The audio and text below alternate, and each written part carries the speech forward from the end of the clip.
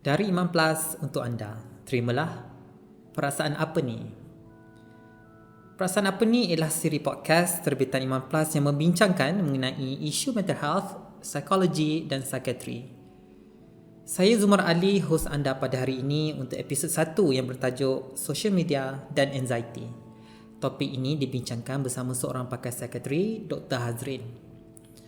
Sebelum bermula, ingin diingatkan bahawa episod ini menyentuh isu-isu berkaitan dengan penyakit mental seperti depression dan anxiety disorder. Jadi ia mungkin boleh menjadi sensitif dan trigger untuk anda. Anda dinasihatkan untuk mendengar episod ini dengan berhati-hati. Podcast ini ialah sekadar memberi maklumat umum mengenai mental health. Ia sama sekali tidak boleh dijadikan pengganti kepada rawatan mental health. Sekiranya anda memerlukan rawatan, sila dapatkan dari pakar psikiatri di hospital yang berdekatan dengan anda. With that, selamat mendengar. Dalam episod social media dan anxiety ini, Dr. Hazreen akan membantu kita untuk memahami hubung kait antara media sosial dan anxiety. Perasaan apa ni? Perasaan apa ni? Perasaan apa ni? Perasaan apa ni? So Hazreen, yes, how are you? Baik, Alhamdulillah. Yeah. Thank you so much for having me, Zumar. Oh, the pleasure is ours, Hazreen. The pleasure is ours.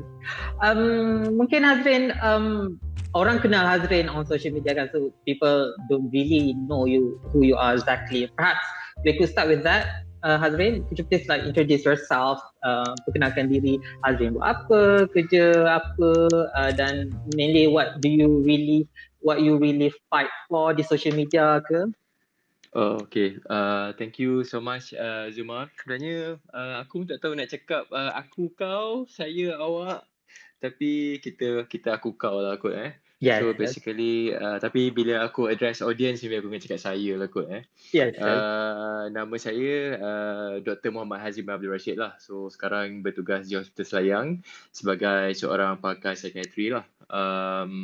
Sudah berumah tangga, anak 2 orang, dan semasa pandemik tengah memuncak tu, banyak kerja yang saya buat adalah kerja-kerja psikiatri yang melibatkan educate masyarakat lah tentang kesan pandemik kepada kesihatan mental dan sebagainya melalui kita one of the service that KKM is providing, kita panggil mentari lah ataupun community mental health centers. So I was there for a while. So we did a lot of educational program lah to educate the public about all these mental health issues.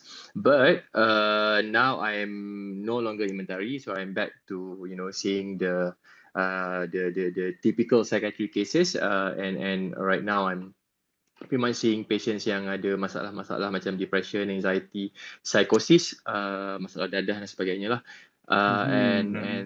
Dan anxiety is actually one of my favorite all-time topic to talk about lah sebenarnya. So which is why actually it's not something of a chore for me lah. I mean, I really enjoy studying about it, talking about it, explaining to people about it, and a lot of my patients yang saya jumpa dekat klinik pun memang banyak yang suffer anxiety lah. Yes, Hazreen. So bila kita fikir setopik pun, for you guys information, memang Hazreen yang specifically kata macam, okay, I like to talk about anxiety. So it's intrigued me. Anxiety, I think semua orang sebut anxiety. I'm having anxiety. I'm feeling anxious. To start off this conversation, perhaps, Hazreen, why do we feel anxious? Kenapa kita rasa anxious ni? Apa dia punya perasaan sebenarnya anxious ni? Okay, so sebenarnya aku nak share sikit lah maksudnya macam tadi kan, masa bila aku log on masuk dalam Twitter Space ni kan, dekat dalam aku punya app Twitter, dekat dalam aku punya phone ni kan. So aku tengok lah mula-mula tadi dalam pukul 9, dalam pukul 8.58, 8.57 tu ada dalam 18 orang kan. Ada dalam 5-6 orang kan. Tapi makin lama dia macam makin bertambah kan. Lepas tu aku tengok macam ada 50 lah, ada 40 orang kan. So aku macam aku macam ada macam cuak sikit lah. Aku macam apa macam ramai pula kan. So and then it struck me that actually anxiety was exactly what I felt. because and then tiba-tiba tadi macam tenang je kan, sekarang tiba aku dah rasa macam ada butterfly sikit kat dalam punya macam tu sikit tau, walaupun Problem. actually which is not the first time I talk in front of public, but benda tu still ada kan. So and then so that explains anxiety lah. So apa maksud anxiety ni adalah tindak balas badan kita bila ada impending threats ataupun ada kemungkinan ancaman akan datang kepada kita.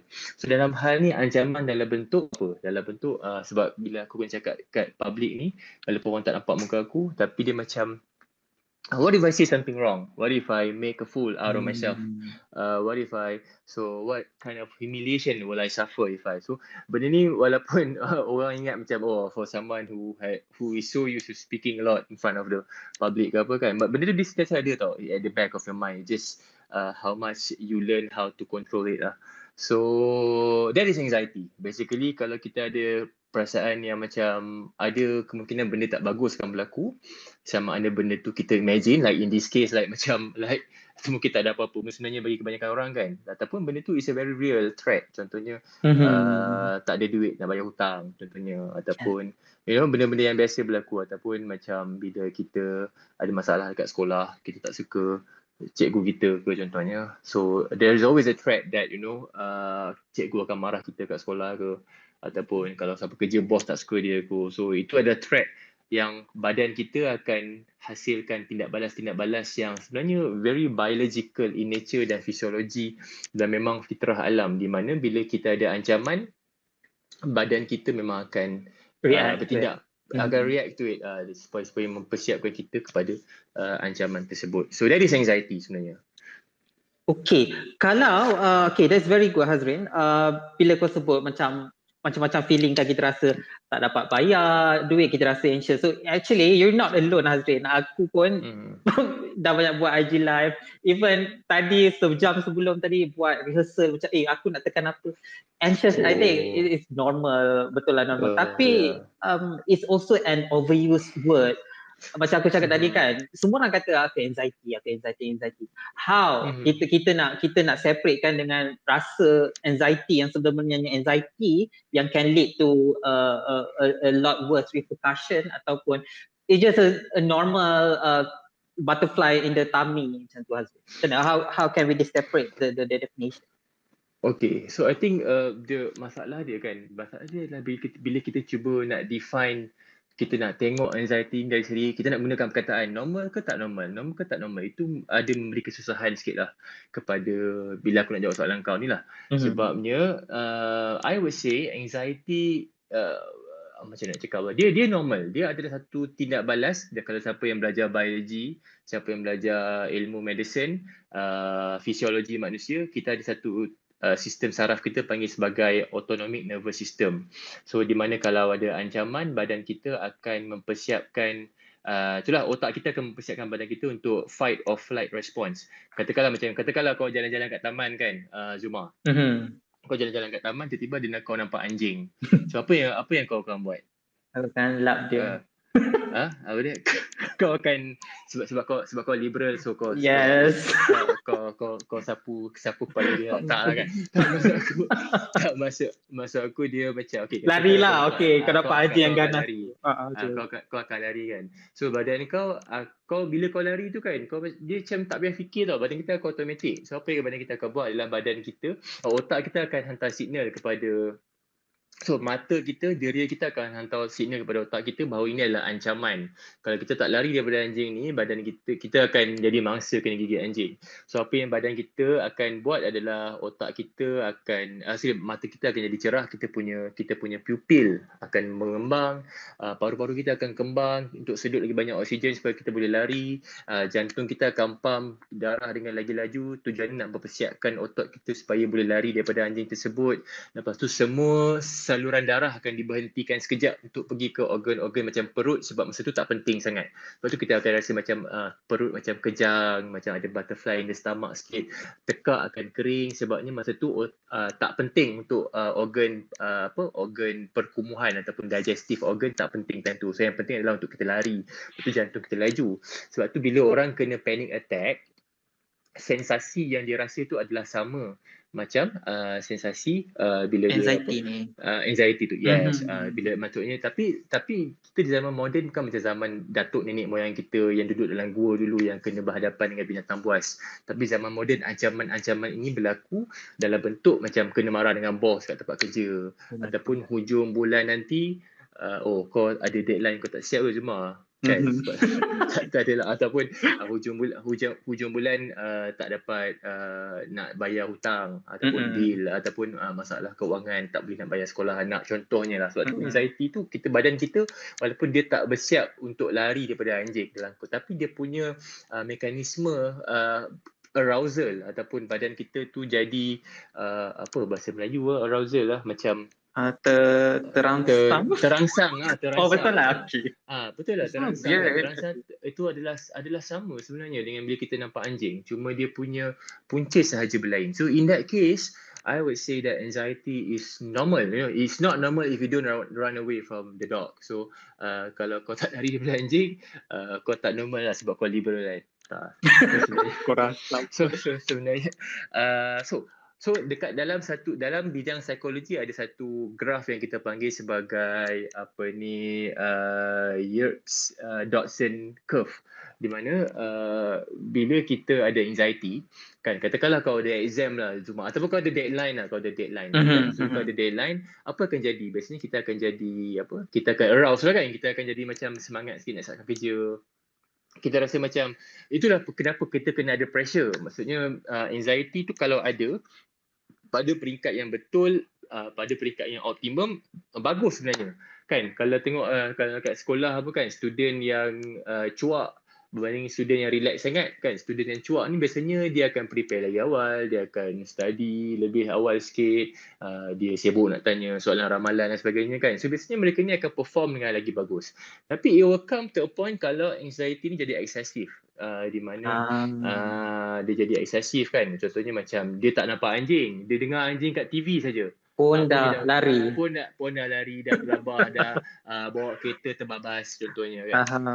Ataupun dalam kes exam tu kan, bila kita jawab exam kita terlalu anxious kan. Kita fikir kalau aku tak dapat straight A nanti mak aku akan buang keluarga contoh kan. So the more anxious we are at that point of time, dia dah tak lagi jadi benda yang bagus. Kita akan lagi buat banyak silap. Kita akan buat keputusan yang tak rasional. Kita akan buat benda yang tak patut dibuat lah. So in that case, I would say that anxiety is normal. Tapi too much anxiety yang tak proportionate dengan kadar ancaman tersebut adalah benda yang tak bagus, yang boleh bawa banyak kemudaratan lah. So that is my answer to your question.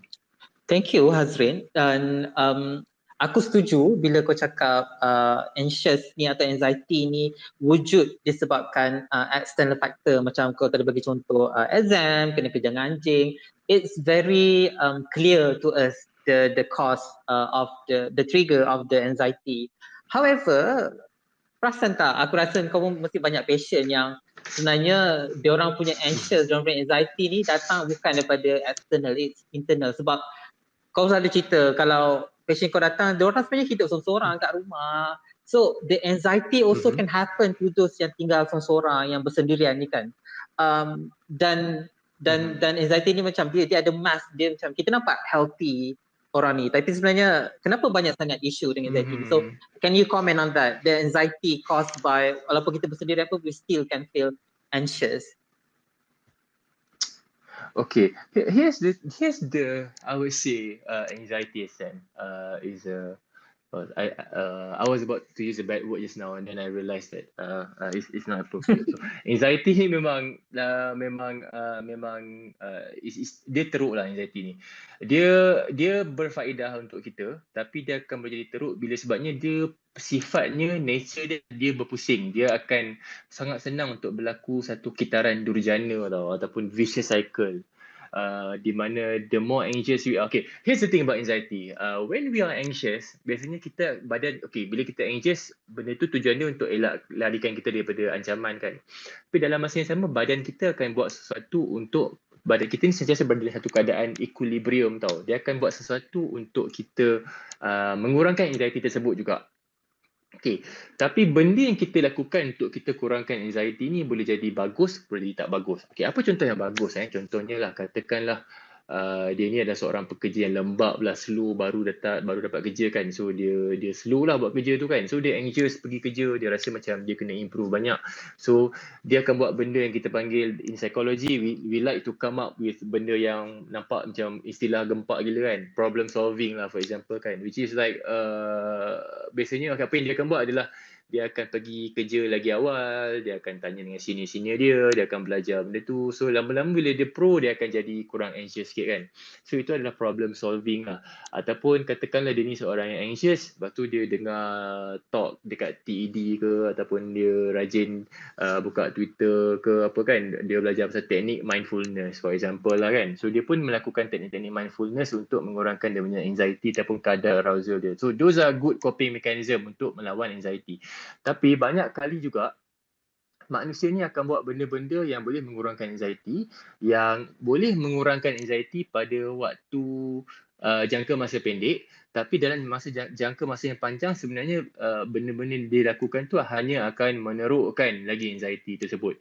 Okay, aku bagi contoh lah. Contohnya macam ambil alkohol. Okay, macam ambil alkohol. Siapa yang pernah minum alkohol ataupun this is just out of people's reported experience lah kan. Alkohol ni dia reseptor kat otak kita yang kita panggil sebagai GABA reseptor. Dia akan mengurangkan aktiviti otak kita. So bila orang tu dia ada anxiety, dia akan minum alkohol dan otak dia akan jadi lebih less aroused. Sebab tu banyak orang kan, dia dekat, kalau tengok cerita orang putih lah kan, dia orang pergi bar, dia orang minum alkohol, dia boleh mengorek member of the opposite sex dekat bar tu kan, sebab dia akan bagi dia confidence lebih sikit kan, sebab benda tu mengurangkan anxiety.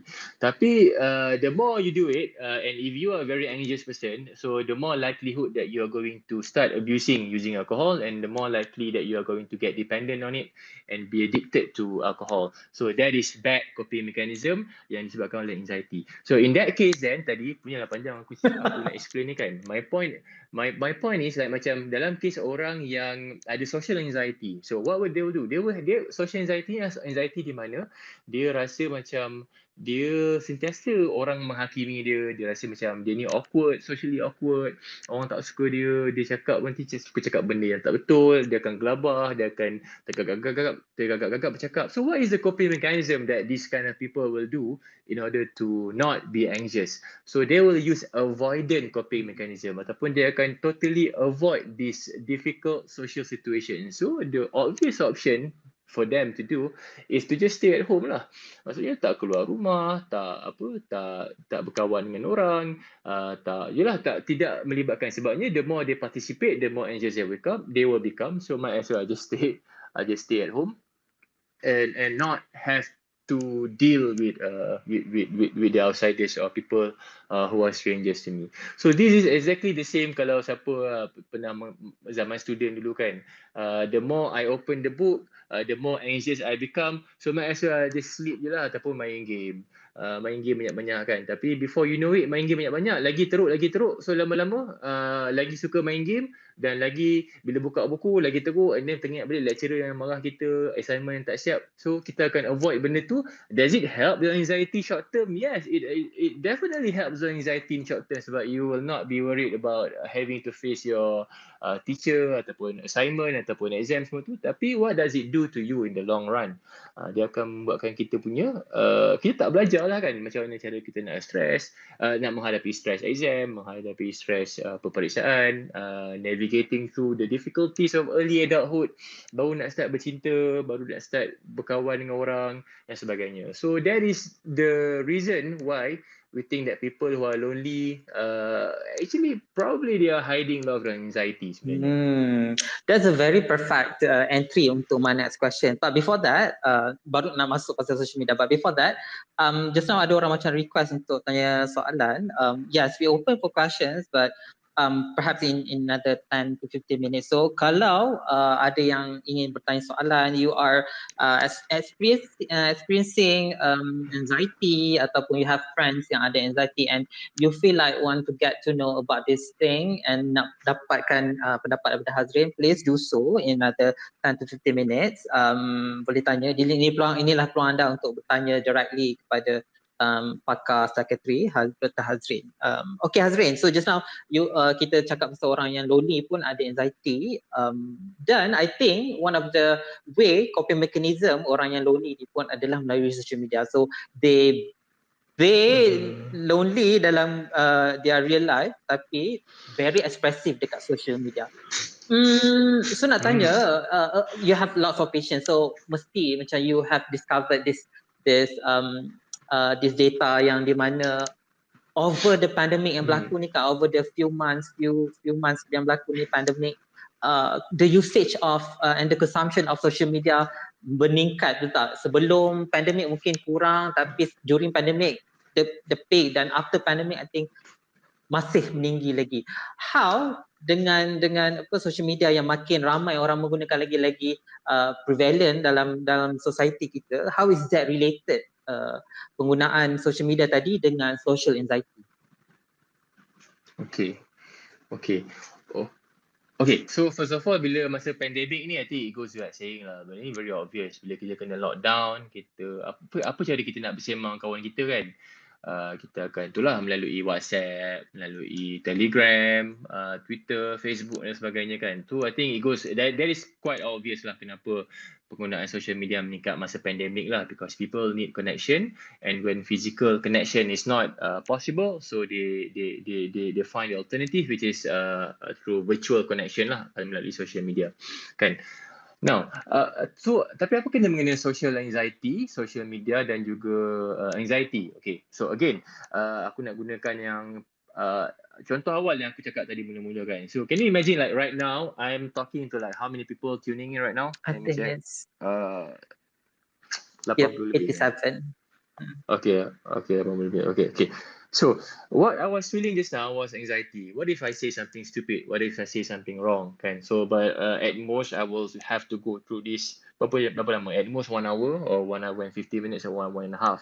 So, like basically, I have like 1 hour and 15 minutes ataupun 1 jam setengah for me to be under public scrutiny. Kan, maksudnya like if I'm going to say something wrong, so this is 1 hour and 30 minutes. So basically this anxiety and this worry that the public may judge me harshly, may say something bad about me, probably because I'm only talking in public for about berapa sekejap saja kan. So yeah, I can live with that for 1 hour lah. Okay. Tapi what will happen if you have a constant social media presence? You know, like our Instagram, contohnya kan, our Instagram feed kan, is up there for public scrutiny 24 hours a day and 7 days a week. I think whatever it is, bila seseorang tu kita dapati penggunaan social media adalah lebih meningkat di kalangan orang yang ada social anxiety. Okay, bila orang ni dia ada social anxiety, dia akan rasa awkward bila dia nak bercakap dengan orang lain di dunia yang nyata. Kan? Kenapa? Sebabnya perhubungan di dunia nyata ni melibatkan kena tengok muka, kena belajar body language kan. And then for some people yang mungkin dia rasa diri tak cantik ke, tak lawa ke, dia akan terpaksa berhadapan dengan itulah, akan takut orang akan judge dia sebab dia tak cantik ataupun tak lawa. Dan sebab itulah aku rasa hubungan social media ni jadi popular sebagai replacement kepada hubungan yang di alam nyata ni. Sebabnya bila kau kat social media, number one is you always have the luxury to hide behind anonymity.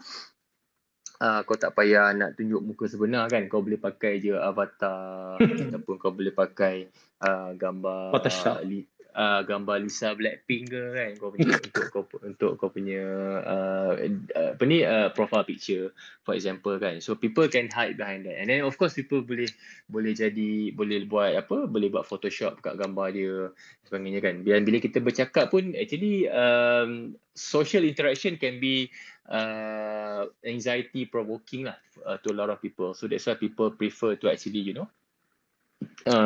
just type komen ataupun chat dekat WhatsApp ke, dekat WeChat ke, dekat Telegram ke kan. Tu satu lagi lah. And then another thing is like if another thing that you can see is there is such a low cost that will be incurred on you if you participate on social media interaction. Bagi contoh lah, for example like like secara secara dalam badan, secara dalam badan kita lah. Maksud aku secara fitrahnya kita ni ada satu keinginan lah ataupun satu ketidakbaikan di mana kita katakanlah macam if you want to say something mean to other people, benda bila kita nak cakap benda yang tak baik kepada orang lain, biasanya kita akan ada filter di mana kita rasa kalau dalam kelas ke ataupun dekat sekolah kan, kita nak cakap benda yang tak bagus dekat orang tu, kita akan ada filter, kita akan rasa macam aku tak boleh nak panggil orang ni bodoh ke, kita nak mencarut ke apa. Sebab apa? Sebabnya dia akan ada cost kepada kita. Katakanlah kita pergi sekolah kan, tiba-tiba kita tak suka dengan kawan kita si A ni, kita cakap dia bodoh ke ataupun kita panggil dia dengan nama-nama yang tak baik ke, kita mencarut ke apa kan. So apa kos yang akan kena kepada kita? Contohnya adalah kita akan kena sepak balik dengan dia ke, ataupun dia akan tumbuk muka kita contohnya lah Ataupun katakanlah dia tak buat benda-benda macam tu, kita cakap kepada satu orang kita tak suka, contohnya mungkinlah dia ni tak berapa, dia ada kekurangan dari segi fizikal kan, kita panggil dia cacat ke, kita panggil dia gemuk ke apa kan. Bila kita tengok muka dia, kita akan dia menangis ke, dia akan rasa sedih dan sebagainya. So kita akan rasa apa? Kita akan rasa bersalah. So benda tu wujud dalam alam nyata. Tapi dalam social media ni kita tak ada benda tu. Di mana kalau kita panggil orang tu bodoh, kita panggil orang tu gemuk, kita panggil orang tu cacat, kita panggil orang tu dengan panggilan-panggilan tak baik, there is no cost on us. Sebabnya kita tak nampak muka orang tu, dan kalau orang tu marah kita, nak tumbuk kita pun dia tak boleh tumbuk melalui skrin. So sebab tu social media ni jadi tempat eksperimen dan jadi tempat yang tak bagus untuk anak-anak muda ataupun budak-budak yang meningkat dewasa untuk belajar tentang the appropriate way of socially interacting with each other. So I think that's the reason why a lot of people instead of like learning the tropes of talking to each other in a civilized manner, so they prefer being a troll on social media sebabnya because they don't have to learn much about about social manners and that kind of thing. With that being said, Hazreen, what do you think? Adakah social media ni actually bagus for anxiety atau actually it just worsen that feeling of anxious tu? Soalan ni pun agak susah nak dijawab sebabnya dia is both yes and no for that question. Sebabnya dia bagus dari segi macam contohnya katakanlah for people, a lot of people they find genuine interaction and genuine relationship has actually started from exchanges in social media. Maksudnya nak cakap benda tak bagus pun tak juga. Sometimes it's difficult for you to express yourself. It's difficult for you to say how you really think. People choose to do it on social media, and if they can learn how to do it in a civilized way, do it respectfully, I don't see any problem with that. Even though you are secara baseline you are an anxious person, there's nothing wrong with that. So okay. Tapi so itu maksudnya tak semestinya tak bagus kan. Tapi yang tak bagusnya katakanlah bila dia terlalu bergantung kepada semua benda social media and people start leading a double life. Maksudnya kan I know for certain a lot of people yang dia punya social media presence dia adalah very colourful. Yang memang kalau dalam Twitter tu memang dia paling kepala tahu sekali lah kan. Memang very opinionated, very colourful lah dia punya social media presence. But and I've seen some of them in real life memang they leave a lot to be desired lah, maksudnya dia punya, because I think social media presence is so much easier, because you can actually the world is yours. You can put your most favorite picture, your most flattering picture, yang paling handsome, paling cantik sekali kat social media, ataupun you dah edit dengan Photoshop ke, and you can actually quote, tak tahulah, quote Dalai Lama ke, letak kat Twitter, making you sound like you're super smart, more than you actually are.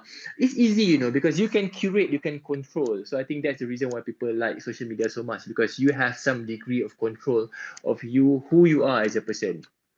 But the thing is, not everyone is lucky out there. Some people, they are not so blessed with good looks, for example, ataupun they are not so rich outside there. Uh, living a real life is difficult for a lot of people out there, and they compensate it with their social media presence. Tapi the more you run away from it, the more you don't understand your own reality. The more it hinders you. It stops you from actually tackling your problem where it needs to be tackled, instead of like spending small. I would say that in this case, then social media dah jadi macam satu avoidant coping mechanism. So instead of tackling your problem heads on, but you run away from your problem and you go to social media because it's so much more soothing and calming for you to be in social media where you can control everything, but not so in real life. So it can be both, bagus dengan tak bagus lah semua. Ya, betul lah. So, kalau kita tengok kan, aku ada member yang jumpa wife dia dekat Tinder. So that's one of the bright side of the social media. It somehow macam kalau siapa yang tak ada jodoh tu, desperate pergilah Tinder. Bukanlah, tapi that's one of the bright side kalau pergi tu. Dan ada juga, it comes with a lot of immaturity lah. Macam it goes back to kalau kau susah nak being mature dekat social media, dan kau akan masuk dalam that dark hole of the social media. Nak ingatkan, anda semua boleh tanya soalan, or you guys want to share your experience with anxiety, ataupun ada kawan-kawan yang ada anxiety and you don't know how to deal with them, or you just want to ask question to Hazreen, please do so. Kita dah boleh terima soalan. So just request untuk bertanya. Nanti saya akan accept anda dan anda boleh bertanya secara teruslah kepada Hazreen. Jangan malu-malu. So this is the time. Hazreen pun tak nampak gambar. Ada yang gambar kartun, ada yang gambar duduk atas kerusi semua. So kita tak nampak. Just tanya je soalan. Dan Hazreen akan bantu insyaAllah untuk menjawab.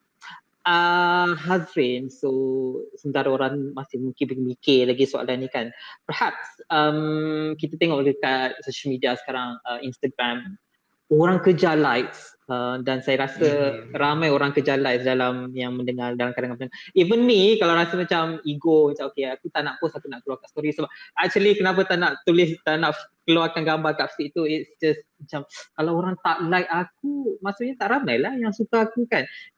It comes down to that definition. The number of likes equal to the number of people that love us, people that like us. This somehow shape the way we see ourselves. Kita limit the way people see dengan the number of likes that we receive.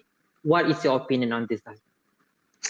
Benda ni kan sebenarnya kan cuma, I mean, if you really read about this whole social media punya the kind of there's a whole lot of psychological punya field of study tau, yang betul-betul study pasal social media.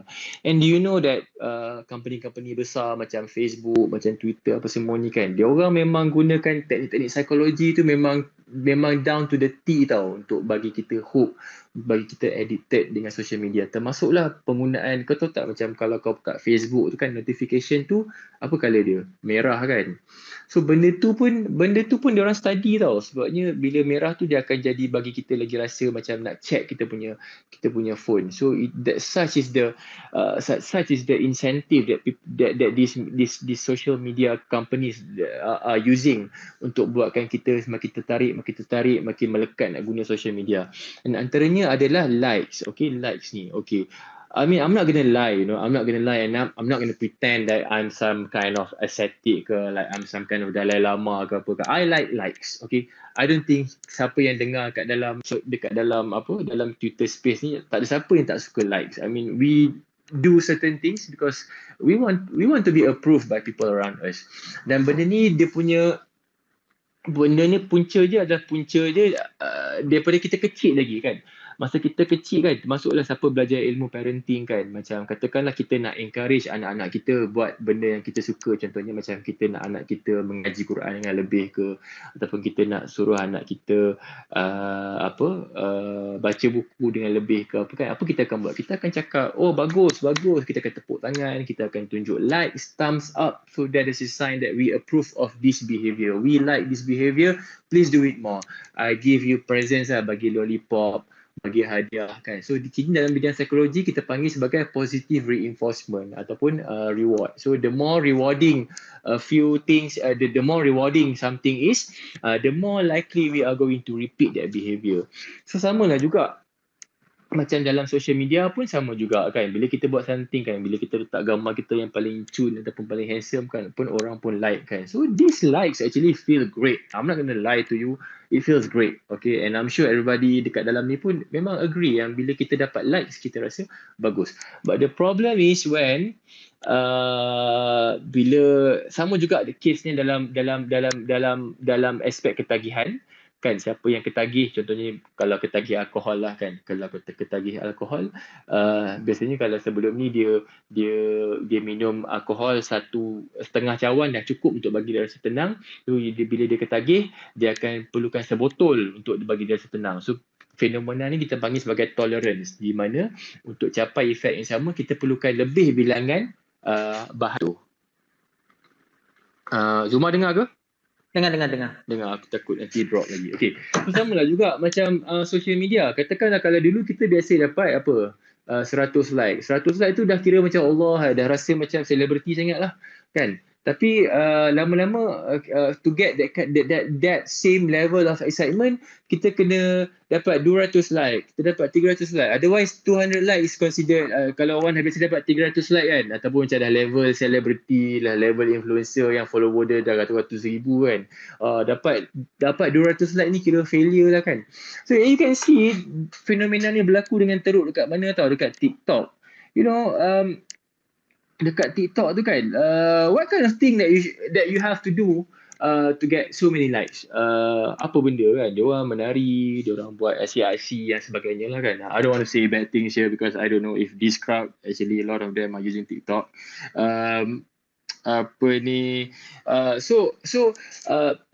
Kita akan makin lama kita tengok dekat TikTok tu kan, the kind of behaviour that people are doing is becoming more outrageous and more outrageous tau. Sebabnya that's what it takes for you to get that many likes. Sebabnya you know, in order for you to have so many likes, that's why kita nampak kan masa baru ni, masa penyanyi Siti Sarah meninggal dunia kan, ada beberapa YouTuber yang dia pergi ke kubur dia sebagainya kan, untuk I don't know, dia nak dapatkan trafik ke dia punya laman media sosial ke apa kan. So they resort to all this kind of outrageous antics to get this traffic and to get this likes.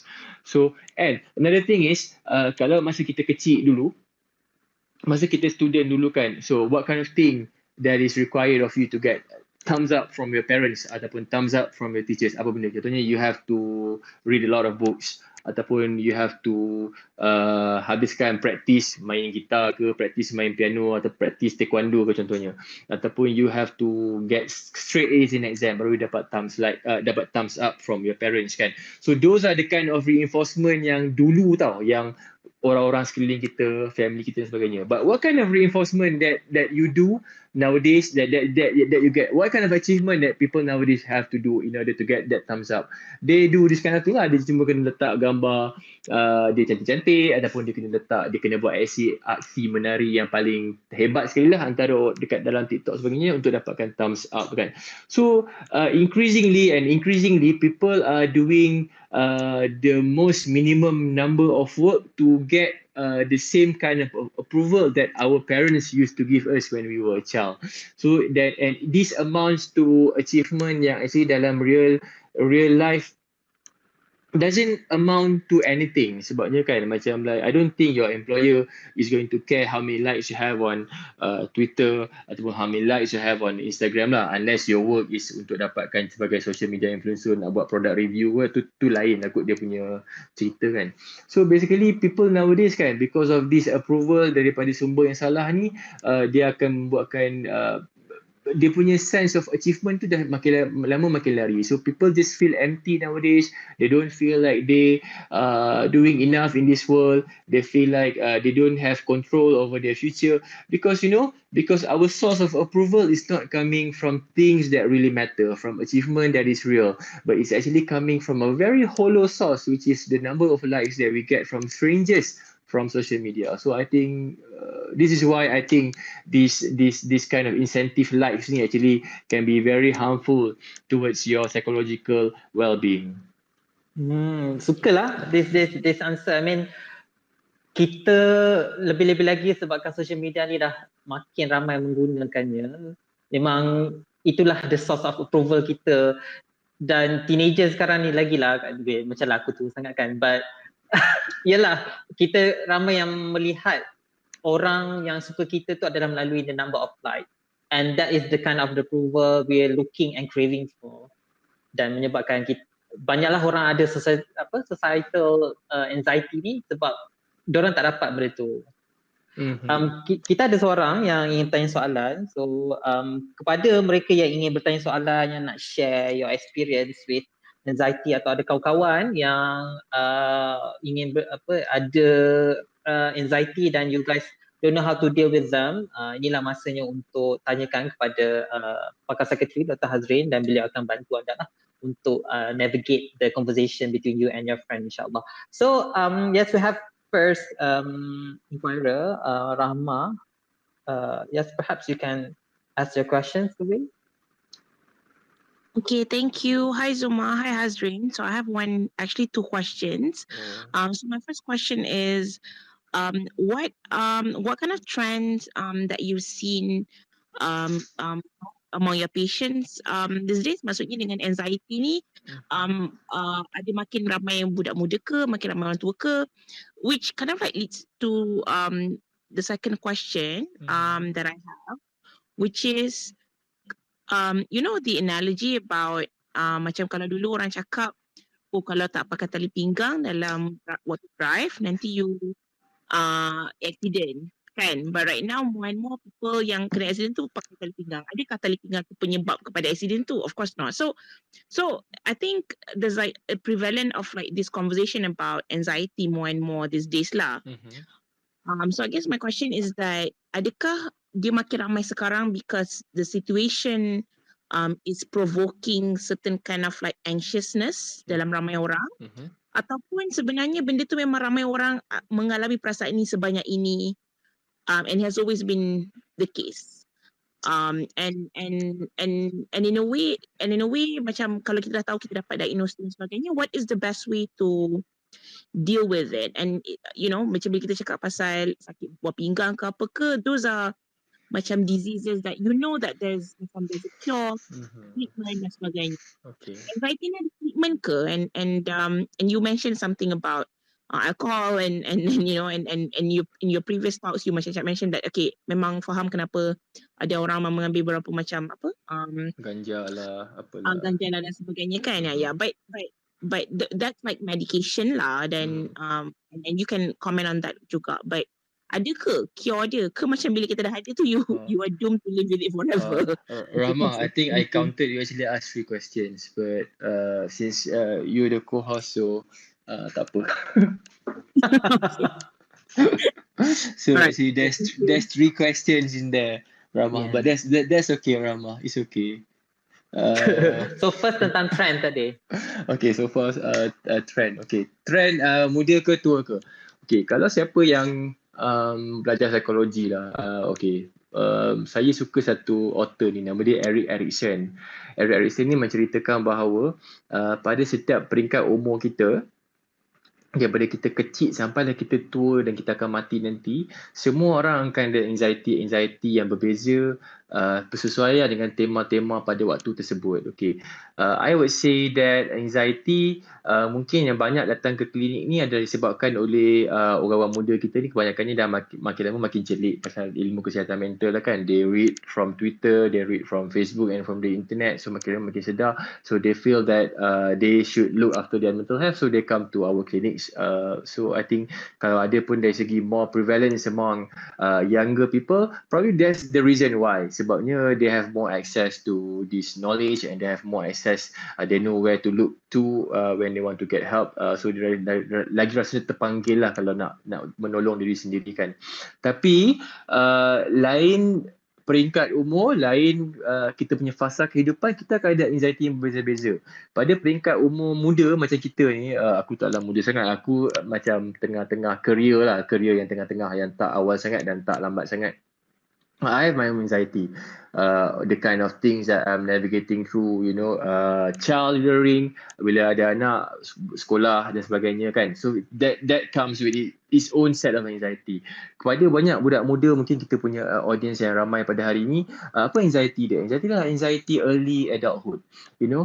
Moving out from your house. Kalau dulu duit mak bapak bagi, sewa rumah tak payah bayar, bil api air tak payah bayar, tapi when you step out from your parents' house, you embark on your life for the first time, sorang-sorang dekat jauh daripada parents, nak kena belajar hidup sendiri, nak kena belajar guna duit sendiri. Lepas tu masa inilah juga nak bercinta, nak membina rumah tangga dan sebagainya. Of course it comes with its own set of anxiety yang berbeza dengan masa kita sekolah, masa tengah buat SPM, buat PT3 dulu contohnya. And among people who are older age, pada umur 40-50 tahun, lain pula anxiety dia. Okay? Macam di kalangan orang-orang yang umur 40, 50 tahun dan 60 tahun, I've seen a lot of this syndrome we call as empty nest syndrome. Empty nest ataupun sarang burung yang kosong. Empty nest syndrome ni maksud dia, kalau mak bapak dulu dah biasa sangat dia sibuk jaga anak-anak, mencurahkan kasih sayang, bagi duit dan sebagainya untuk anak-anak, tapi bila dia tengok anak-anak dia tinggalkan rumah, dia akan rasa hidup dia kosong. Dia akan rasa macam dah tak ada lagi dah, anak aku dah besar. Masa tu dah ada teringat masa kecil, masa dia tengah sibuk dulu, dia tak sempat nak habiskan masa banyak dengan anak dia. Baru tengok anak dia pula dah berkahwin, dah ada kehidupan yang baru, dia akan rasa diri dia macam terancam tau, sebab adakah aku akan kena buang dengan anak aku dan sebagainya. So ada anxiety lain. And then at the same time, anxiety bila ada masalah-masalah kesihatan.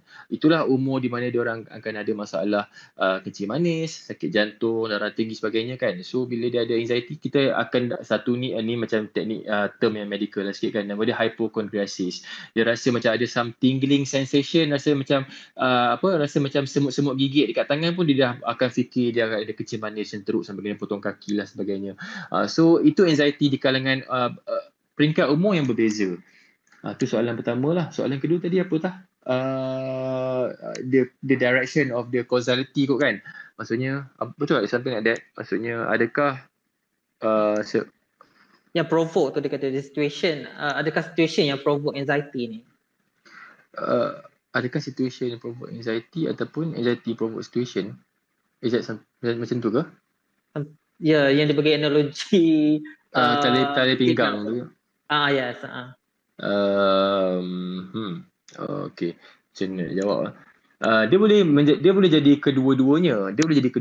Di mana kadang-kadang ada situasi di mana kita, contohnya katakanlah macam orang ni dia ada stage fright kan. Bila dia ada stage fright, dia perlu bercakap seorang diri khalayak ramai. So of course dia akan ada anxiety, dia akan berpeluh-peluh, tangan dia akan jadi basah, lepas tu dia akan tergagap-gagap kan. So bila dia jadi benda ni, of course dia akan rasa malu. Tengok aku tengah basah ke ni kan, kenapa aku punya tangan basah, kenapa aku muka pucat ke apa benda kan. Tapi the more that person thinks about it, the more anxious dia akan jadi. So benda tu boleh jadi macam satu vicious cycle. Dia macam boleh berpusing-pusing macam itulah. Sebab tu bila kita buat teknik terapi yang kita namakan sebagai cognitive behavior therapy, CBT, kalau kita buat dengan cara yang betul lah, biasanya kita akan sit together with the patient dan kita betul-betul akan lukis, kita akan kaji anxiety ni asal punca daripada mana, lepas tu apakah step seterusnya akan berlaku, dan kita akan cari jalan untuk kita potong vicious cycle ni supaya benda tak jadi berpusing lagi. So itulah cara kita treat anxiety. And I think the third question is about treatment. Yes, cure. Kan, about treatment. Okay. Treatment dia boleh jadi, of course dia ada jangka masa pendek dan jangka masa panjang. So bila kita cakap jangka masa, katakanlah seseorang tu dapatkan rawatan untuk anxiety disorder di hospital sebagai contoh lah. We are fully aware that sometimes kadang-kadang bila kita bagi ubat tidur, ubat penenang, contohnya macam ubat jenis alprazolam ataupun Xanax kan, ubat tu adalah ubat tidur yang menyebabkan ketagihan yang sangat teruk di kalangan ramai pesakit. Tapi kita bagi ubat tu sebagai temporary measure. Maksudnya while waiting for other medications, while waiting for the therapy to works kan, untuk kita bila dia buat, contohnya macam dia buat cognitive behavior therapy CBT tu, biasanya it will take a lot of sessions. Kadang-kadang benda tu takkan settle dalam satu sesi, dia akan masa 20 sesi, kadang-kadang berbulan-bulan baru benda tu boleh settle. So in the meanwhile, takkan dia tak nak pergi sekolah, takkan dia tak nak pergi universiti. So sometimes kita terpaksa juga bagi ubat-ubat yang kita sedar yang patut ubat ni akan kena kita tak boleh teruskan dalam jangka masa yang lama lah. Kita kena jangan lama sangat lah biasanya makan ubat tu, sebabnya ada risiko ketagihan. But a lot of people who have gone through CBT, who have sought treatment in hospital when they have anxiety disorder, ramai yang okay sebenarnya, dan actually just to bring the message that treatment works, and don't hesitate to get treatment lah if you feel that you suffer from anxiety disorder. Alright, okay. I think kita ada ke lagi orang bertanya soalan? Tak ada. So you guys, if you have any questions, jangan segan untuk bertanya. Just request us untuk bercakap, to speak, dan kita akan bagilah peluang untuk bertanya kepada Hazreen. If you yourself experiencing anxiety, ataupun you have friends yang merasakan ada rasa dia ada anxiety tapi anda tak tahu macam mana nak cakap dengan dia, tak tahu, boleh tanya kepada Hazreen. Hazreen will try to help you to navigate this. Okay, Hazreen, you have met a lot of patients. So how many years already you've been a psychiatrist? Dah berapa lama jadi psychiatrist? Officially, I am a psychiatrist for only 2 years lah, but I work in psychiatry in this department of psychiatry dalam beberapa hospital, including my training. Altogether lebih kurang 8 tahun macam tu. Right, so altogether macam 10. Dah mesti dah jumpa banyak gila patients yang cerita pasal diorang punya situation. Sepanjang 10 tahun bekerja, Hazreen, this is something yang I think very intriguing lah for me, just like to know this. Sepanjang 10 tahun bersembang, bercakap dengan patient, apakah perkara yang paling banyak sekali menyebabkan orang rasa anxiety? Adakah social media, ataupun adakah other external factors? But I'm looking at, kalau social media ni, there are a lot of factors, just cyberbullying, trolling, hate comments, but perhaps there are also other contexts yang kita tak nampak di luar sana. So dalam banyak all your patients, apa paling banyak cause yang menyebabkan mereka merasa anxiety?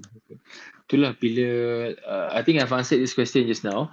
Pada setiap peringkat umur memang berbeza-beza lah punca anxiety dia, and sometimes anxiety boleh jadi benda-benda yang triggering factor sebabkan oleh krisis macam masalah rumah tangga ke, being a victim of domestic violence, itu semua memang boleh trigger anxiety. Tapi pasal to be more specific to social media, suddenly I recall this one patient that I saw in my clinic lah. Ada satu study ni dipanggil sebagai nama dia social comparison theory.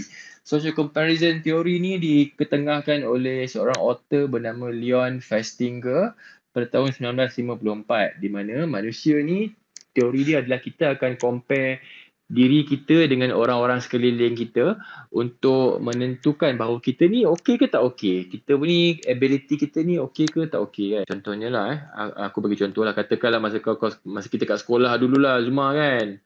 Kalau kau tengok macam katakanlah result kau tak bagus kan, contohnya lah, of course aku rasa result kau bagus kan, Of course lah. of course kau budak skema tak dulu tiba kan tak Aku contoh budak fly. aku rasa kau budak skema tak. Okay, so apa ni, katakanlah kita akan compare diri kita dengan orang-orang sekeliling kita kan. Contohnya macam katakanlah kalau dulu aku dapat B ke subjek apa-apa, contohnya aku tengok dalam kelas tu semua orang pun dapat B, so aku rasa aku taklah bodoh sangat, contohnya lah kan. So kita akan gunakan diri kita untuk bandingkan dengan orang-orang sekeliling kita kan. Tapi zaman dulu, katakanlah kenapa zaman sekarang ni orang rasa macam diri dia miskin, dia rasa diri dia macam tak bagus, sebabnya because we are so exposed to the world that is actually beyond our level of apa cakap yang significance. Okay, maksud aku, katakanlah macam dulu kan, katakanlah penduduk di kampung A ni kan, dia duduk kat kampung A, dia tengok kat keliling dia, semua orang lebih kurang macam dia je. Maksudnya sama-sama susah, sama-sama kerja nelayan contohnya lah, sama-sama kerja petani, dia ni makan ikan kering, jiran dia pun makan ikan kering. So kita akan rasa macam, macam everyone is about the same. Tapi bila zaman sekarang ni, bila kita dihidangkan dengan social media kan, di mana kita compare diri kita dengan orang-orang yang lebih kurang sama macam kita. Tapi these people yang lebih kurang sama macam kita, umur macam kita, pendidikan pun lebih kurang macam kita, ada degree ke apa kan. Tapi they are doing so much better than us. They have started to own their first BMW or their first Mercedes at the age before they are even 30. For example, they have already got 2 PhDs before the age of 35. And then dia ni telah memiliki perniagaan butik selama, macam basically semua pun superlative lah.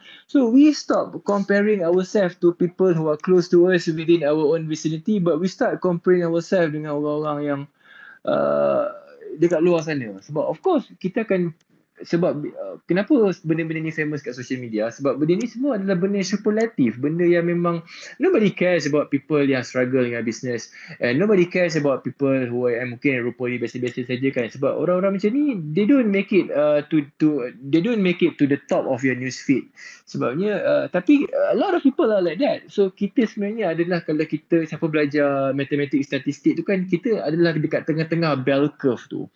Maksudnya we are not doing too bad ourselves. I mean, we are okay kan. Katakanlah if you are 35 years old and you already own your own car, even though you drive a Myvi for example, that's perfectly okay, from my opinion. Tapi when you start comparing yourself dengan orang yang dah bawa BMW pada umur dia 30 kan, of course you will feel like you are a loser.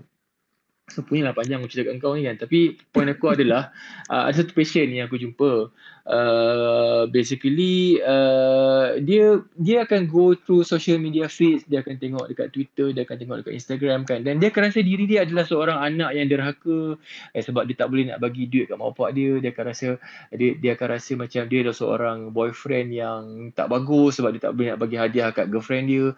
So dia sampai ke level dia mencederakan diri sebab dia rasa dia lah orang tak guna. Sedangkan aku cakap kat dia, itulah perfectly normal for someone of your age to have that kind of ability. So itulah masalah je bila kita terlalu overexpose dan bandingkan diri kita dengan orang lain. Dan itulah yang banyak kan yang berlaku sebenarnya, the fact that banyak sebenarnya benda yang kita harapkan orang macam don't compare yourself with others, everyone ada their own journey, but betul lah macam aku cakap tadi lah, bila social media ni makin lama makin very modern dan semua orang has the accessibility to the social media is so easy right now. It comes with the immaturity lah, so kena macam mana kita nak cater dengan the younger generation bila mereka yang paling banyak guna, tapi mereka lah the most vulnerable generation terhadap the social media punya impact. Okay, we have one more person to ask question. Okay, Suhail Shukri. Yes. Assalamualaikum. Ask away. Okay, Hazreen, saya cuma ada satu soalan. Ya, saya. Saya tanya, macam mana kita nak tahu level anxiety kita tu perlu dapatkan rawatan atau tak? Itu je. Okay. Okay, alright.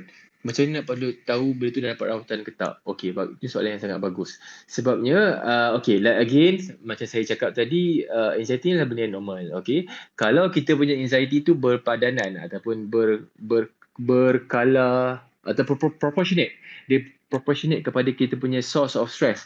For example, if you are someone yang ada esok nak exam, and then malam ni you stress, ataupun you are someone yang ada issue dengan relationship sampai tak boleh tidur malam, terfikir pasal girlfriend ke, terfikir pasal boyfriend ke kan, sebab masalah tengah ada masalah relationship.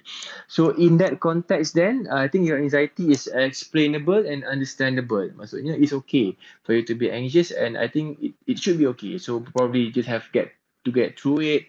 You can talk to your close confidant, and then you can actually get through it. Tapi the problem is bila you punya anxiety tu disproportionate to your source of stressor. Maksudnya katakanlah exam tu adalah 3 bulan akan datang, tapi hari ni pun kau gelabah macam esok pagi nak exam kan. Aku tak tahu Zuma kau macam tu tak Zuma? Tak, aku kalau seminggu exam aku dah prepare lama dah. Oh. Okay lah. So basically, and your reaction tu membuatkan sampai dia akan impact your other areas of functioning tau. Contohnya bila you punya social anxiety tu sampai macam ke level kau tak nak keluar rumah, dan kau tak nak pergi sekolah sebab takut kawan cakap kau tak cantik contohnya lah ataupun sampai tak pergi kerja sebab takut rakan-rakan sekerja mengata ataupun so basically sampai dah ke level kita tak boleh nak menjalankan fungsi kita sebagai student ataupun kita sebagai pekerja kalau dah ada disruption of function tu. So I think that's probably the stage where you should consider trying to get a professional punya opinion lah. Right, okay. I hope that answers the question. Dan aku rasa soalan tu memang semua orang tanya. Aku sendiri pun actually tertanya-tanya macam, okay, sampai bila kita nak rasa anxiety, nak rasa selesa dengan anxiety ni, dan sampai bila kita kena tahu, okay, this is like too much dan kena jumpa doktor. Dapat pula doktor macam kau yang judgemental. Okay, tak. Hazreen is very... Aku nak cakap benda tak baik tapi sebab this is part Twitter space. Aku kena censor diri sendiri. Okay. Alright, okay. I think you guys, if you guys still have any questions, boleh request. Kita akan terima like one more people, I guess. Kalau tak nanti we just end this space. But while waiting untuk orang request untuk bertanya, okay, I think we have one, Adi. Just let me ask that in first. Is he in? No? Adi. Okay, Adi. Please ask away. Is Adi here? Maybe. He's still connecting. Adi. So while waiting, okay, if you would like this content, malam ni punya space punya content, it's actually a teaser kepada slot Hazreen di dalam The Courage Within You. So The Courage Within You is about bagaimana kita nak mencari semangat ataupun the value inside you untuk menghadapi masa hadapan tu. It supposedly sesuai lah dengan keadaan yang post pandemic yang kita masih lagi resah gelisah, don't know what happen tomorrow, kerja rate employment makin menurun dan sebagainya. But The Courage Within You, kita ada Ustaz Zalia dan Muskira, kita ada Dr. Hazreen, Ustaz Syahari Abdul Rahman, Ustaz Hasrizal Abdul Jamil dan juga Dr. Halinda Siraj. 5 speaker dalam satu online course The Courage Within You. Dapatkan Courage Within You sekarang di www.imanplus.com. Is Adi here now? He's not. I think, I don't know. Okay, we have another one. Meh Bendera Malaysia and Meh Malaysia. Meh Malaysia and Black. Okay, please start away, Meh. Hi, hello doctor. Hi. I just want to ask, how to get professional opinion. So what are the ways? Macam mana kita nak pergi request for help? Okay. Okay. The thing about professional opinion is sometimes, okay, katakanlah, I get this kind of question a lot. Orang tanya, apakah cara-cara terbaik untuk mendapatkan bantuan profesional?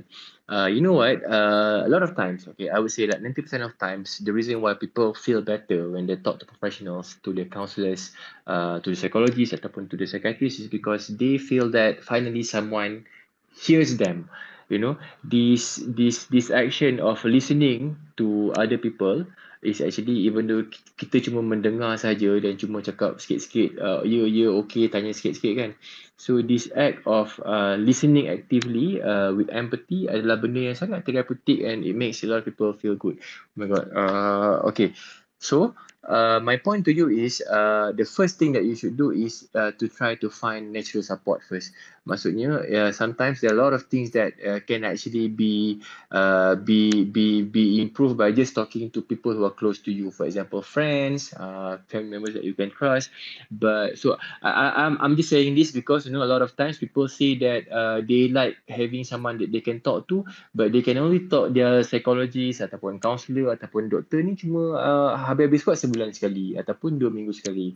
Okay, I'm saying this because we may oversee that. We may oversee how important and beneficial it is talking to other people who are close to us. Okay, that is I'm just getting that point out of the way.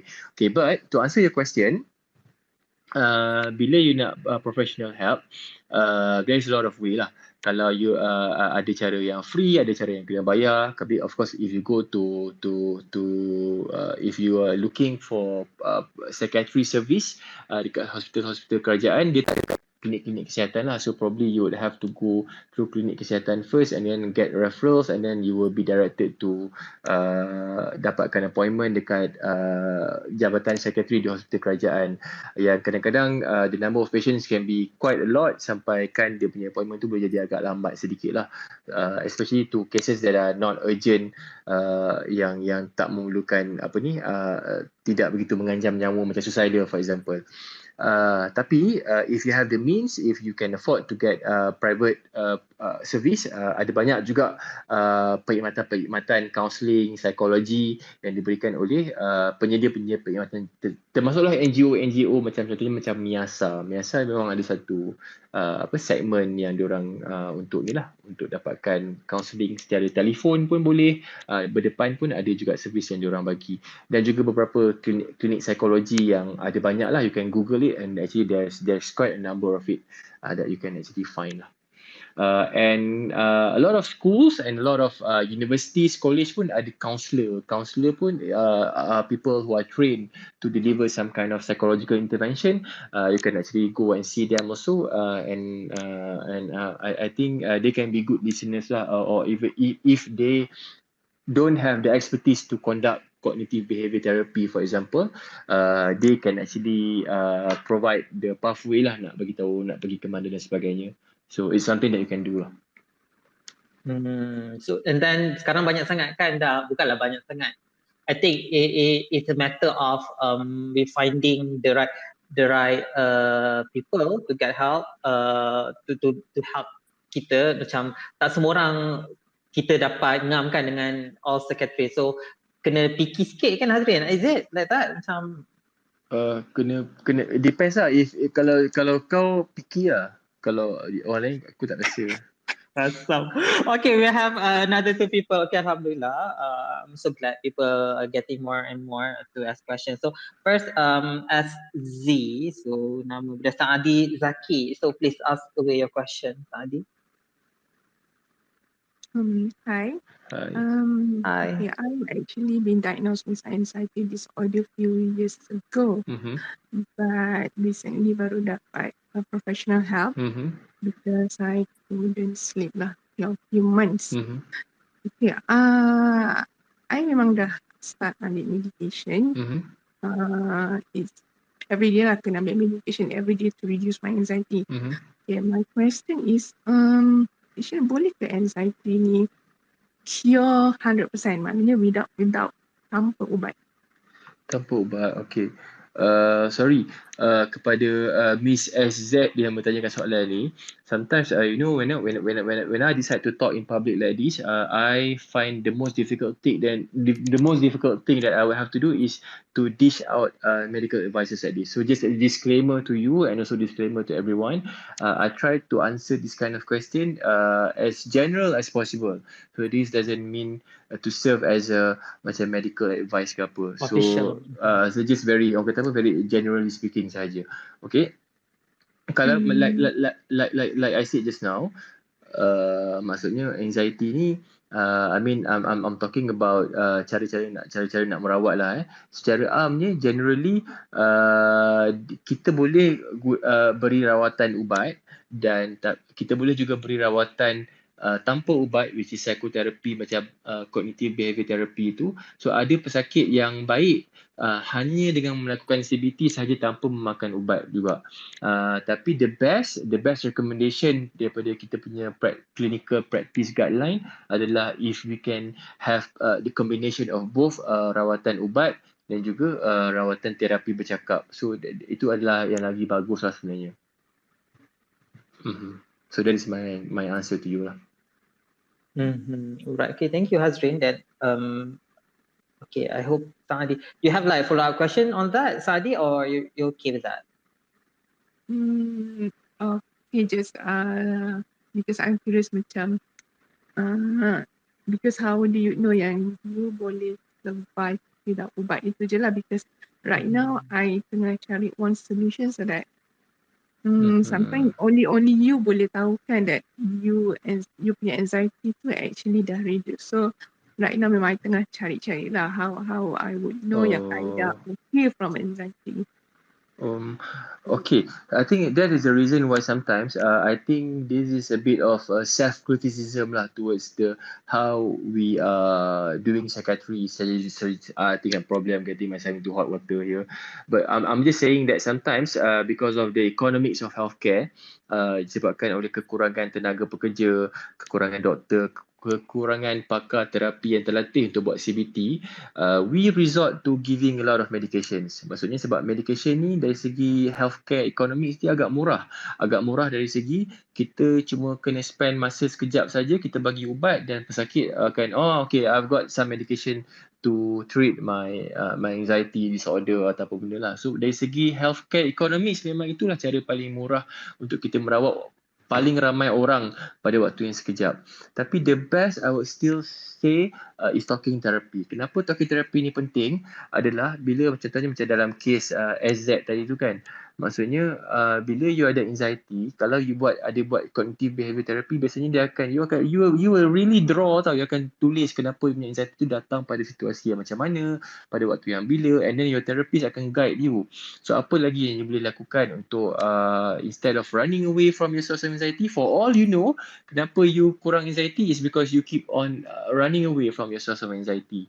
Sometimes this kind of thing that you are running away from is benda yang sangat penting. Contohnya macam I'm just giving general example lah. Contohnya macam you're going to school. In fact, the very basic act of going to school actually can be anxiety provoking to a lot of people. But are you going to run away from that forever?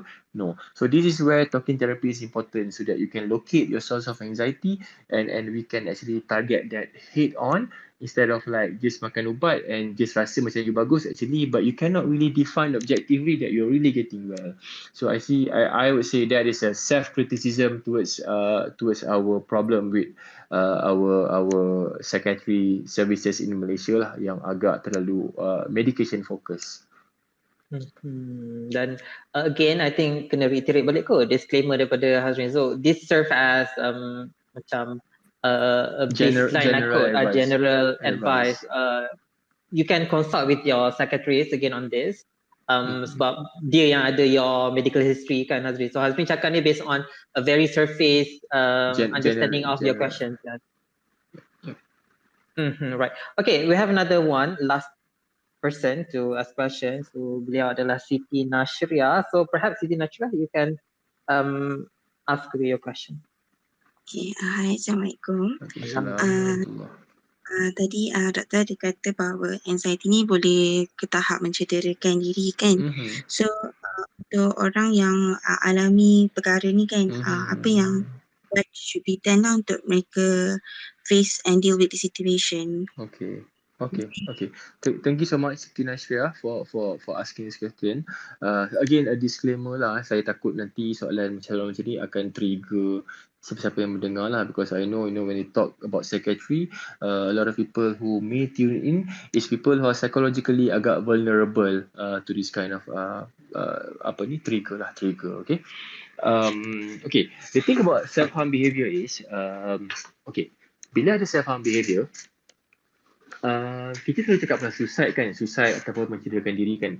A lot of people used to think that bila seseorang tu mencederakan diri adalah sebab dia nak membunuh diri. Tapi from my experience, a lot of young people, they self-harm as a means of coping. This may sound surprising to a lot of people, but I can say for certain that a lot of people who are harming themselves out there, they can actually agree with me that bila seseorang tu mencederakan diri, bila dia mencederakan diri tu kan, dia rasa kenapa itu adalah satu keadaan di mana kita menyakiti diri kita sendiri.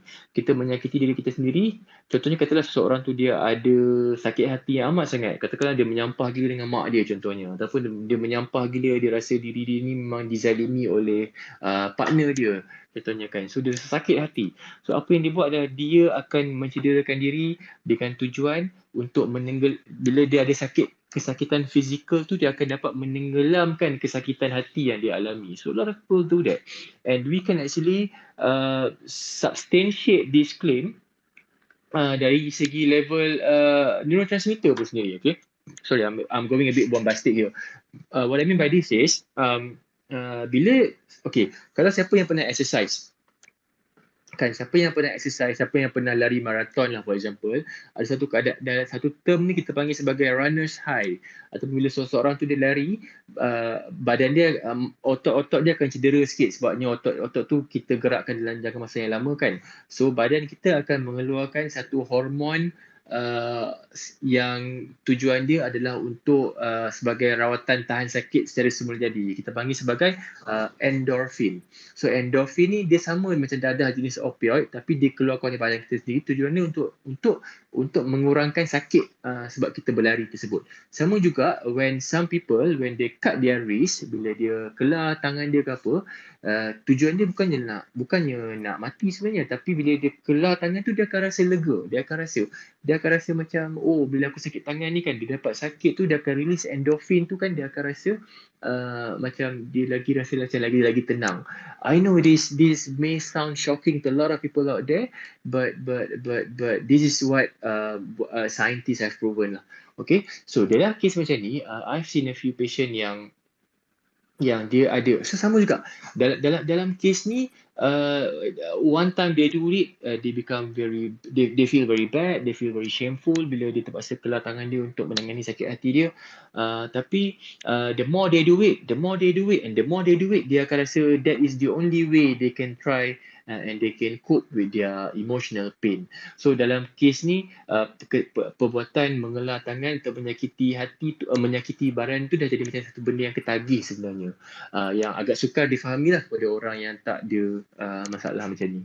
Okay, so in that case then, what I will normally do for my patients adalah normally sama juga dengan cara bila kita merawat ketagihan yang macam lain. Maksudnya sometimes victory ataupun success is not defined by totally tak buat langsung benda tu. So sometimes some of the patients that I saw, dia buat benda tu hari-hari sebelum ni, tapi if they can cut it down to 2 kali seminggu, I will take that as a success. Okay, dan selain daripada tu, kita juga akan revisit apa lagi cara-cara lain. Katakanlah kalau you sakit hati sebab you kena tipu dengan boyfriend ke, ataupun you sakit hati sebab ada orang cakap benda bukan-bukan pasal you, okay, kita akan analyse kelakuan ni dan kita akan tanya balik, instead of cutting your wrist, is there something better that you can do? Is there any other thing? So kita akan revisit lah, maksudnya apakah cara lain yang lebih acceptable for you to do in order to cope with your emotional pain. Dan surprisingly, if you must know, macam banyak kan, perasan tak kalau macam bila orang tu marah, apa dia akan buat? Dia akan tumbuk dinding, dia akan ambil yang boxing punching bag tu, dia akan tumbuk kan. So benda tu dia mengeluarkan perasaan marah dengan cara dia membuat benda yang macam emotionally and physical macam tu. So kita akan explore apakah benda-benda lain yang dia boleh lakukan selain dia boleh mencederakan diri. Ada tak benda lain yang dia boleh buat untuk dia kurangkan sakit hati tersebut. Antaranya macam exercise. Bila you exercise, you lari kuat-kuat tu kan, you akan rasa macam you punya endorphin release, dan you akan rasa macam you akan rasa lega sekejap. Of course benda ni adalah benda yang temporary, tapi again, to really explore apakah struktur masalah macam ni, biasanya kita akan terpaksa buat psikoterapi dan kita akan bincang dengan agak mendalam lah tentang punca kenapa dia jadi macam tu. Yeah, that's my answer. Alright, thank you Hazreen, and I hope that helped Siti Najrah to get a sense of apakah yang cuba Hazreen sampaikan, insyaAllah. Okay, I think itu masa yang kita ada. Surprise everyone. So insyaAllah this audio pada malam ini, if you really like this topic so much and you wanted to re-listen, kita tahu Twitter Space tak ada. However, this audio will be available on Spotify in December. So yes, IMAN Plus akan ada Spotify account dan kita akan letakkan all this audio and podcast insyaAllah. So on December nanti kita akan balik, so you guys can re-listen to this session di Spotify in December, and boleh juga kalau nak dengar balik nanti boleh je follow kita punya social media, IG dan juga Twitter IMAN Plus. Kita akan bagilah info di situ bila this audio will be available to be listened again di Spotify, or you guys can go to our website www.imanplus.com and subscribe to our newsletter. Nanti di dalam newsletter nanti kita explain lah bila benda ni akan available. So this is very important so that you guys can be in tune and get updates tentang our latest offer dan juga latest activity insyaAllah. And also like I said earlier, Hazreen is one of our speaker di Courage Within You punya online course yang anda boleh dapatkan di imanplus.com. So whatever yang Hazreen cakapkan pada malam ini actually is just the surface points. Beliau actually gave more in-depth presentation di dalam The Courage Within You. So dan dalam The Courage Within You lagi directed punya presentation. So you guys, if you really like this topic, I'm sure you get more benefit di dalam The Courage Within You punya online course. So you guys can go to www.imanplus.com and you can purchase The Courage Within You untuk dapatkan lagi in-depth punya content daripada Hazreen dan juga another 4 speakers, especially untuk kita survive post-pandemic punya era ni. Before we end, Hazreen, do you have any last words perhaps for pendengar yang masih bersama dengan kita ni tentang social media and anxiety before we end? Last word aku adalah berhati-hatilah dengan social media ni. Itu je lah. Yes. Itu je lah, berhati-hatilah. Basically, if you want, I mean, okay. So the thing is like, kita ni kan bila kita nak buat apa-apa, kita selalu macam extreme tau. Like macam, so maksudnya nak kena delete ke social media? Kan? Ataupun macam tak nak engage, tak nak ada langsung lah social media kan. I think banyak macam tu lah, macam dia bagi nasihat ke apa kan. Actually tak sebenarnya. Actually bila I think the key word here is bila whatever you do, bila log in ke social media tu, try to log in dengan penuh sedar ataupun penuh mindful. Maksudnya katakanlah aku nak log on ke social media ni, apa aku nak buat hari ni? Adakah aku log on ke social media sebab hari ni aku rasa kurang self esteem, aku nak like banyak contohnya lah aku letak gambar ni sebab aku nak like, aku down lah so aku nak lah letak. So try to do that kind of mental exercise before before you log into social media. And another thing that I found, okay, so this is the thing that dalam aku punya promo, dalam aku punya Twitter tu aku cakap anxiety ni lah benda yang dekat di hati aku. Anxiety di hati, benda dekat di hati aku pula. Maksudnya social media and anxiety ni lah benda dekat di hati aku, sebab benda ni is actually aku sendiri secara personal ni aku selalu struggle dengan benda ni sebenarnya. Sebabnya aku macam akan pernah ada episod di mana my social media use can be very impulsive. So and I hate that. I hate that, having to deal with that and all that. But I definitely learn a lot about myself, and I learn a lot about my own anxiety, and I learn a lot about how to deal effectively with social media. So just to share, I'm not saying I'm the best out there. I'm not saying that do like me ataupun be like Hazreen. I'm not saying that. But I'm just saying that one of the things that I try to practice is I try not to have any social media apps in my smartphone supaya aku tak ada easy access tau. Like whenever bila aku down je, aku nak check aku punya Twitter. Bila aku rasa macam tak senang duduk je, aku terus nak check buka handphone. So normally kalau aku upload apa-apa benda dalam Twitter atau dalam Facebook ke apa, aku akan letak dekat aku akan buat dekat dalam aku punya laptop. Tujuannya supaya bila aku tulis benda tu, aku tulis dalam keadaan yang aku nak tulis dan aku dah plan nak tulis, instead of buat benda tu secara impulsif. So I don't know, that works for me. It may work for a few others out there, or it may not, but my message is try to do social media with more mindfulness lah, lebih sedar lah apa kita nak buat dengan social media. Alright, thank you Hazreen, that's very good.